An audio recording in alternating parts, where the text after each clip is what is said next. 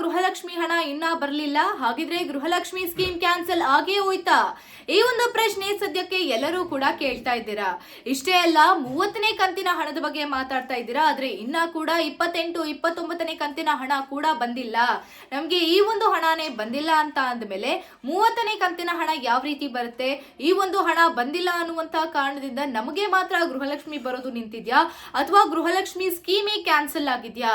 ಈ ರೀತಿಯಾದ ಹಲವಾರು ಕನ್ಫ್ಯೂಷನ್ಸ್ ಗಳಿಗೆ ಉತ್ತರವನ್ನ ನಾನು ಈ ವಿಡಿಯೋದಲ್ಲಿ ಕೊಡ್ತೀನಿ. ವಿಡಿಯೋನ ಪೂರ್ತಿಯಾಗಿ ನೋಡಿ.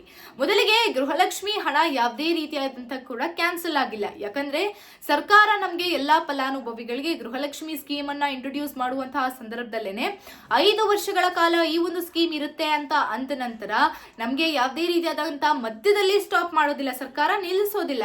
ಸೊ 3 ವರ್ಷಗಳ ಯಾವ ರೀತಿಯಾಗಿ ಸರ್ಕಾರ ಸತತವಾಗಿ ಹಣವನ್ನ ಜಮೆ ಮಾಡ್ತಾ ಬರ್ತಾ ಇದೆ, ಅದೇ ರೀತಿಯಾಗಿ ಕೂಡ ಇನ್ನ 2 ವರ್ಷ ಅಂದ್ರೆ 5 ವರ್ಷ ಪೂರ್ತಿ ಆಗುವವರೆಗೂ ಕೂಡ ಯಾವುದೇ ರೀತಿಯಾಗಿ ಮಧ್ಯದಲ್ಲಿ ನಿಲ್ಲಿಸೋದಿಲ್ಲ. ಹಾಗಿದ್ರೆ ಸರ್ಕಾರ 30ನೇ ಕಂತಿನ ಹಣ ಜಮೆ ಮಾಡೋದಕ್ಕೆ ತಡ ಮಾಡ್ತಾ ಇರೋದು ಯಾಕೆ?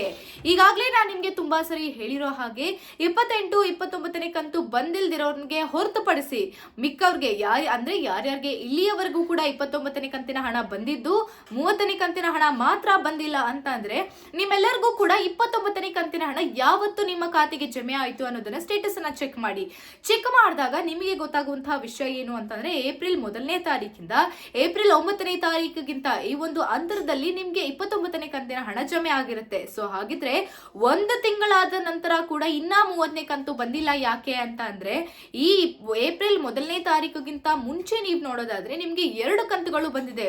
ಕೇವಲ 1 ತಿಂಗಳ ಅಂತರದಲ್ಲಿ 2 ಕಂತು ಬಿಡುಗಡೆ ಆಗಿದ್ದು ನಿಮಗೆ ಏಪ್ರಿಲ್ 9ನೇ ಅಂದ್ರೆ ಸುಮಾರು 1.5 ತಿಂಗಳ ಅಂತರದಲ್ಲಿ ನಿಮ್ಗೆ 3 ಕಂತು ಬಿಡುಗಡೆ ಆಗಿದೆ. ಆ ಒಂದು ಕಾರಣದಿಂದ ಸರ್ಕಾರ 30ನೇ ಕಂತವನ್ನ ಹಣವನ್ನ ಜಮೆ ಮಾಡೋದಕ್ಕೆ ತಡ ಮಾಡ್ತಾ ಇದೆ.